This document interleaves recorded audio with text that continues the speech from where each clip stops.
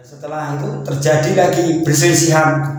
Sebelumnya perselisihan Prabu Wikramawardhana sama Briwirabumi terjadi dari tahun 1401. Nah, 1401 nggak saling tegur, nggak saling tahap sapa. Selama itu baru terjadi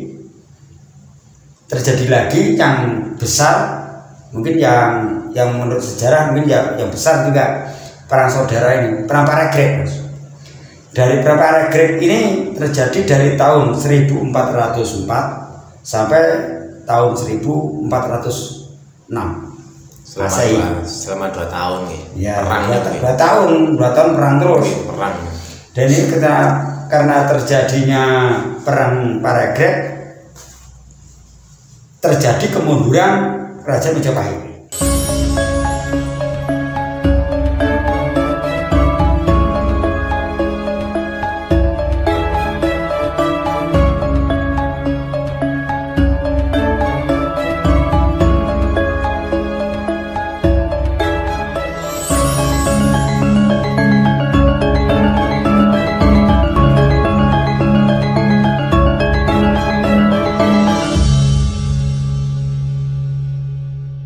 Assalamualaikum warahmatullahi wabarakatuh, Pak Imam. Waalaikumsalam warahmatullahi wabarakatuh. Sehat nggih? Alhamdulillah sehat. Panggih malih kali Sekar Media. Nggih, monggo.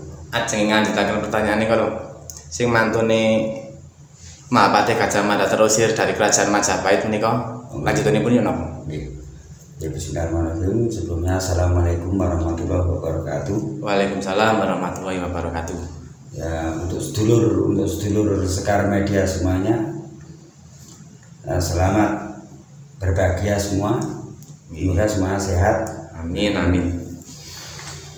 Dan jangan lupa like dan subscribe-nya untuk Sekar Media. Ini Mas. Majapahit dalam perjalanan panjangnya ini selalu terjadi mungkin ya antara perebutan kekuasaan, perang saudara tetap ada. Ya, itu. Dan setelah ditinggalkan Patih Gajah Mada, Majapahit ini juga kekuatan tentara menurun. Kekuatan menurun. Bahkan sampai pada tahun 1389 Prabu Hayam wafat. Nah, digantikan oleh menantunya. Artinya kan anaknya. Anaknya, kalau Prabu Hayam anaknya perempuan. Nah, itu. Jadi yang menduduki tahta menantunya, menantu dan sekaligus keponakan dari Prabu Hayam. Kan dulu mengawinkan anaknya itu kan hanya dengan sepupu, ponakan, sepupu, saudara. Masih saudara. Jadi Kusumawardhana ini dikawinkan sama sepupunya. Nah itu. Nah kemudian dari Prabu Wikramawardhana, Prabu Wikramawardhana ini memerintah mulai tahun 1389 setelah meninggalnya Prabu Hayam. Dan mungkin perselisihan tetap terjadi. Perselisihan tetap terjadi karena Prabu Hayam sendiri mempunyai putra, tapi dari selir. Tapi dari selir, Briwirabumi namanya. Briwirabumi itu dari selir, tapi dia menduduki tahta di Kedaton Wetan, Majapahit Timur.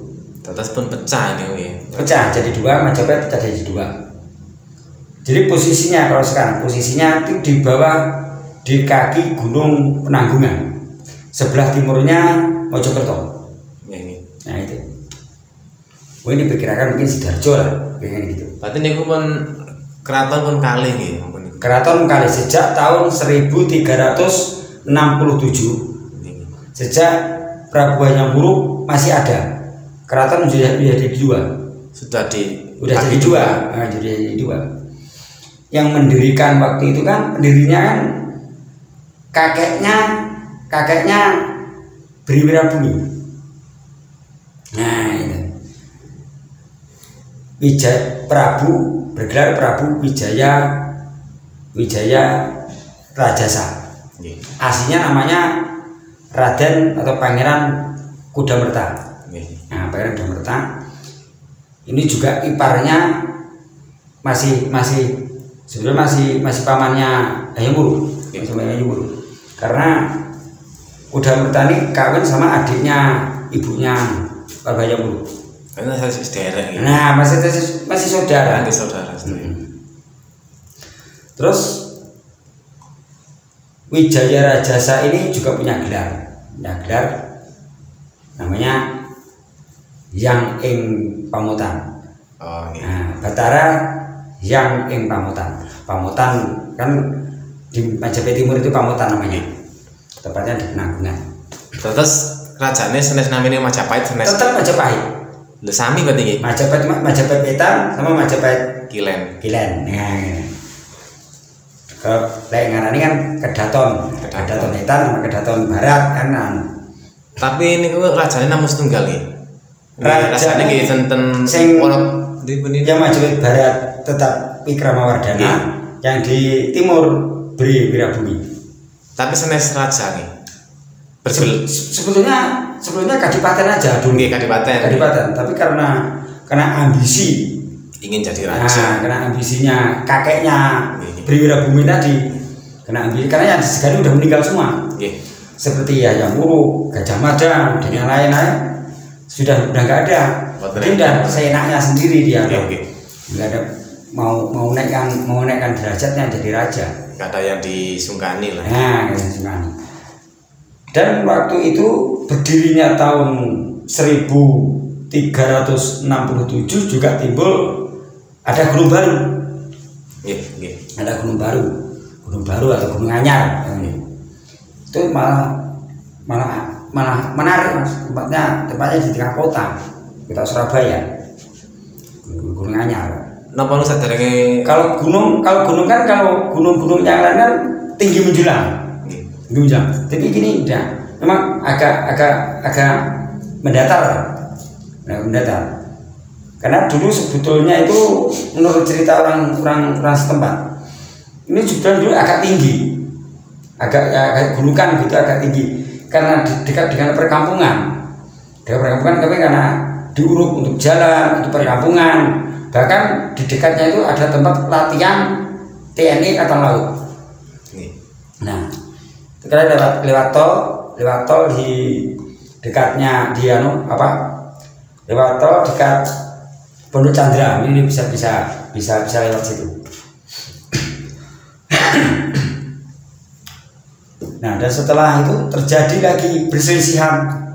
Sebetulnya perselisihan Prabu Wikramawardhana sama Briwirabumi terjadi dari tahun 1401.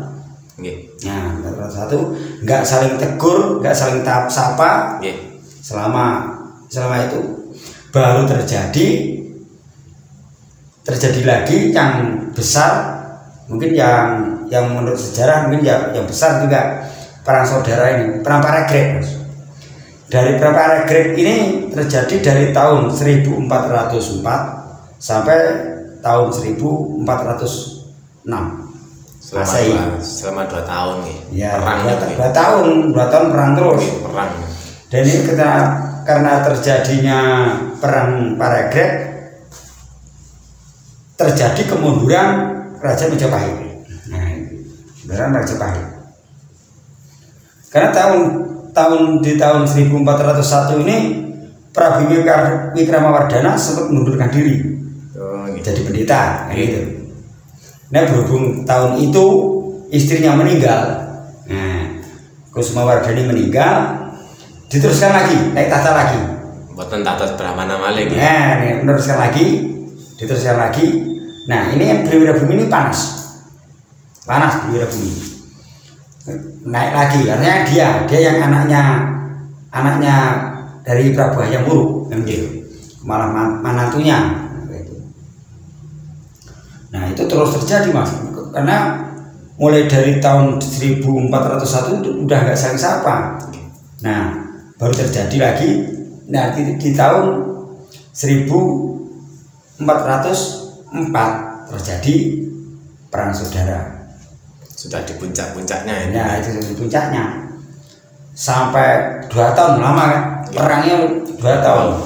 Ya, perang Paragreg ini perang yang bertahap. Nah, bertahap gitu. Akhirnya juga tetap toh dimenangkan sama Majapahit Barat yang dipimpin Wikramawardhana. Dan untuk Majapahit Timur, Kedaton Timur hancur. Dan Raja Briwirabumi melarikan diri. Oh, mboten pecah ya. Melarikan diri, tentu dikejar. Malam hari kejar. Naik kapal, naik perahu, sehingga beratas, lewat tentu dikejar. Nah akhirnya setelah minggir kejar terus, akhirnya dibunuh Mas. Terbunuh, perangnya terbunuh, itu Briwirabumi terbunuh, yang membunuh Raden Gajah.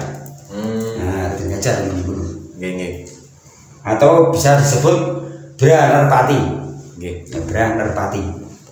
Nah itu nanti akhirnya juga dibunuh sama cucunya Briwirabumi yang itu. Nah akhirnya kembali dibawa kepalanya Mas. Berarti dipenggal ya? Penggal kepalanya sama Raden Gajah. Akhirnya kepalanya dibawa ke Majapahit. Nah itu kemudian yang sudah diperabukan sama, tapi tetap dianggap udah nggak ada apa-apa, udah tenang karena perusuh sudah dibasmi begitu. Sudah damai. Sudah damai. Tapi tidak seperti itu, tidak semudah itu, karena tidak seperti zamannya Prabu Hanyamuruk, gitu. Nggak seperti waktu Tribhuwana Tunggadewi. Kan mulai jayanya Majapahit kan dari Tribhuwana Tunggadewi. Di masa puncaknya baru Hanyamuruk. Nah setelah itu baru terjadi kemunduran.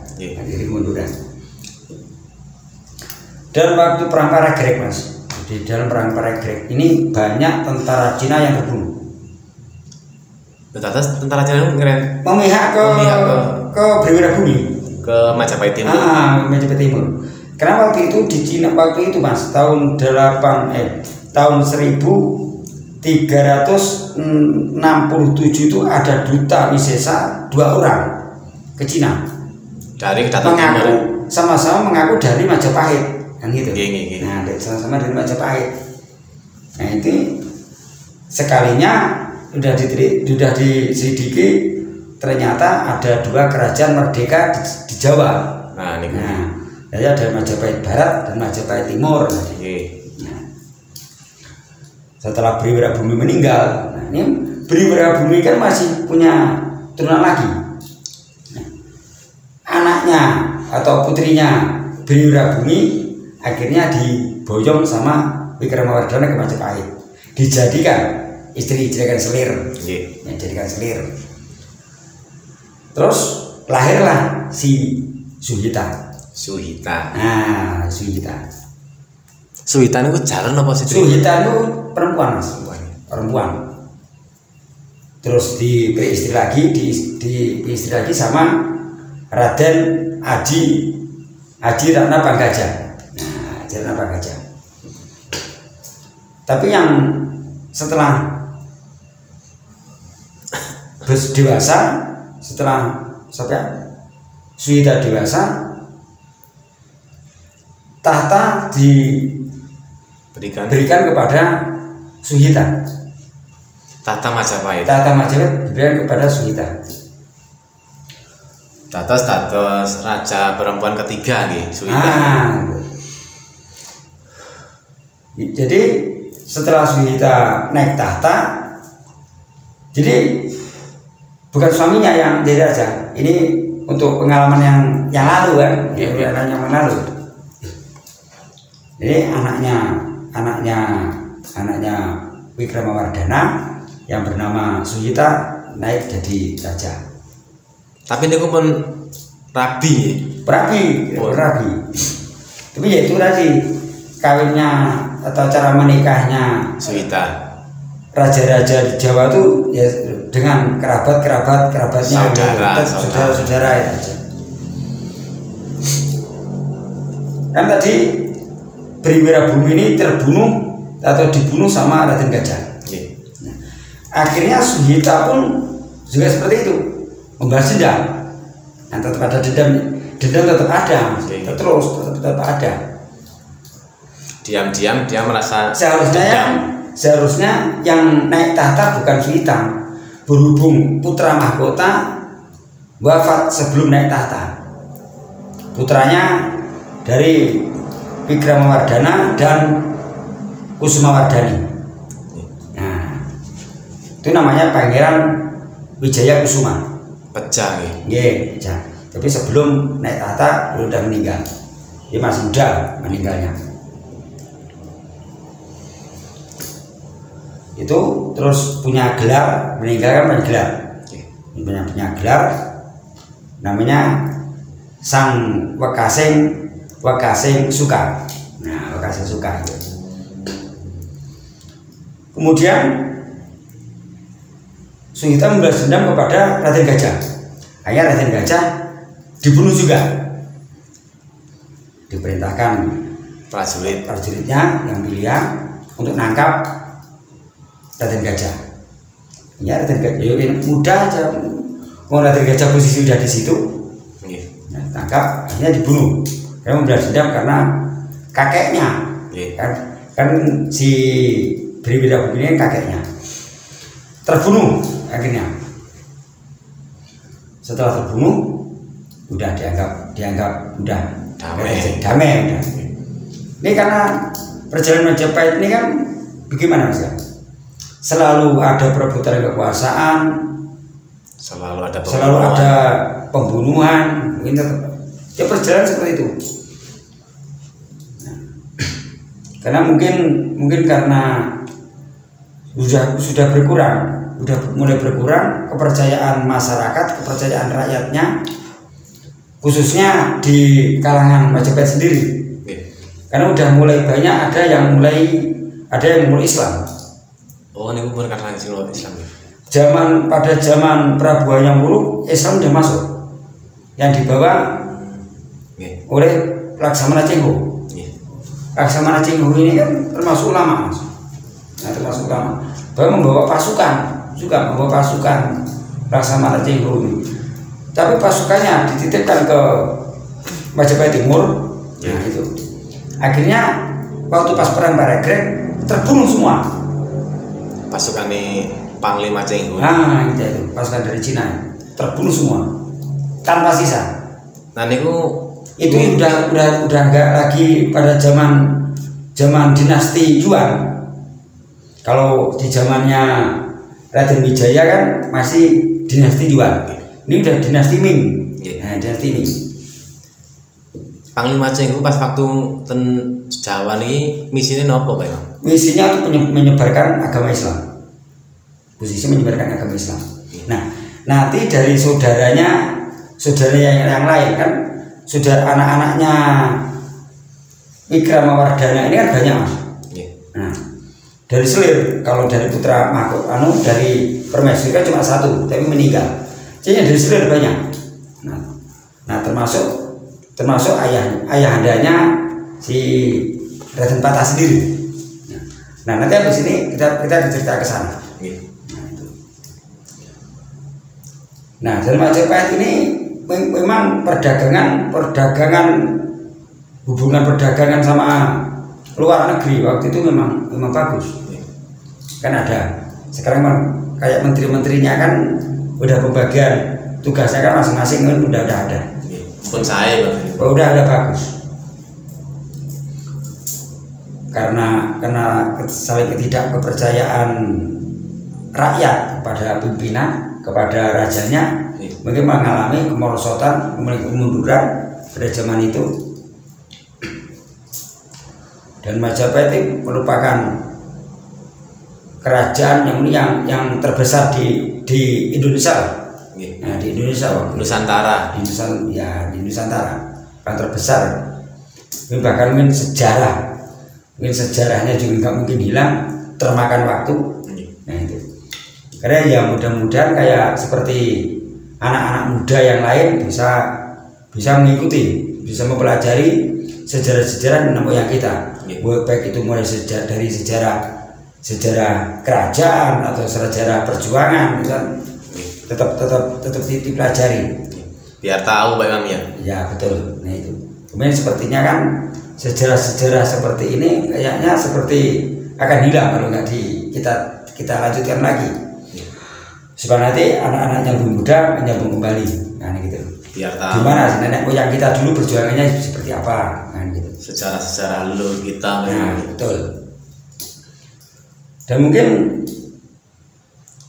Majapahit ini punya petilasan juga banyak, situs-situs juga banyak, mulai dari di Trawulan sendiri kan ada Mas, ada peninggalan Majapahit ini yang paling hebat Mas, yaitu di Telaga Segaran. Telaga Segaran ini luasnya itu udah berapa hektar ya, mungkin ya hektaran itu. Ini letaknya terpundi Pak? Letaknya di Mojokerto, di Trawulan juga, nah dekat museum. itu untuk politik ya itu. Kalau Telaga Segaran ini untuk politiknya raja dulu. Apa memang dari sumber itu? Itu sebetulnya bendungan. Oh, sana sumber ini. Itu sebetulnya bendungan. Aliran itu dari sungai, lalu ditampung di situ, ditampung di Telaga Segaran, terus nanti keluar, mengalirnya ke sawah-sawah penduduk. Ini memang udah diatur dari sana, dari dulu udah diatur. Yang bagian persawah ini memang udah diatur zaman waktu kerajaan Majapahit dulu. Ngantos saat ini, tetap difungsikan seperti itu. Walaupun sekarang kan, kalau dulu kan zaman Majapahit kan tetap padi jagung kayak gitu. Sekarang walaupun tebu tetap kebanyakan tebu mana sana. Nah, itu dari perjalanan Majapahit, juga peninggalannya juga luar biasa. Napa ten Blitar itu cari penataran apa peninggalannya Majapahit Pak? Majapahit juga termasuk makam-makamnya Raja Majapahit, terutama makamnya Raden Wijaya yang dimakamkan di Kecamatan Garung, namanya Candi Sawentar, di desa Centong, Kecamatan Garung. Nah, ini kan candi ini. Ada candinya, candi Sawentar namanya. Terus yang kedua di lebih selatan lagi, selatannya Kota Blitar, namanya Candi Simping di Desa Sumberjati. Nah, di sebelah Kota Blitar itu ada, sebelah selatan, pinggir gunung. Ini peninggalannya Majapahit ya. Peninggalan Majapahit, memang tempat perabuannya Raden Wijaya. Terus Raden Wijaya salah beriku abu nih. Abunya dibagi dua. Yang satu di Candi Sawentar, yang satu di Candi Simping. Candinya hancur candinya, tapi kalau masih ditumpuk-tumpuk kanan candi batunya itu. Nah, tapi kalau Candi Sawentar masih utuh, masih bagus. Candi Sawentar ini mirip dengan Candi Kidal. Gitu. Nah, mirip dengan Candi Kidal. Begitu. Nah, kan niku Candi Penataran niku. Kalau Candi Penataran ini perabuannya siapa ya? Tempat pemujaan. Senes perabuan. Bukan, tempat pemujaan Prabu Hayam Wuruk dulunya. Nah, itu. Terus Prabu Hayam Wuruk di Trawulan ten Blitar ya. Ya, Blitar. Nah, itu. Jadi tadi lanjutan dari Ratu Suhita tadi. Nah, ini terjadi bencana alam. Selalu terjadi bencana alam, gempa bumi, gunung meletus, Di Majapahit ini kan yang dekat gunung api kan cuma Gunung Kelut Mas. Nah, Gunung Kelut. Bahkan yang menenggelamkan Majapahit itu lahar Gunung Kelut. Terus lahar Gunung Kelut ngantos ten Mojokerto mriku nggih. Mohon nggih, sampai makanya situs atau yang pondasi-pondasi yang terkubur itu dalamnya 1 meter lebih. Jadi ganasnya lahar dulu kan seperti itu. Kan dulu kan nggak lewat sungai-sungai. Kalau dulu kan langsung lah dari atas gunung langsung lewat gitu aja sudah. Nah, tapi itu terjadi masih belum runtuh. Siapa yang masih belum runtuh? Bahkan sampai ayahandanya Raden Patah pun belum runtuh. Nah itu nanti kita lanjutkan kembali di lain waktu mungkin. Nah, jadi untuk pemirsa atau untuk teman-teman yang mungkin kalau penjelasan saya mungkin ada yang kurang atau ada yang salah, mungkin ya bisa komen di bawah ini. Nah gitu. Ini cukup sekian, terima kasih. Wassalamualaikum warahmatullahi wabarakatuh.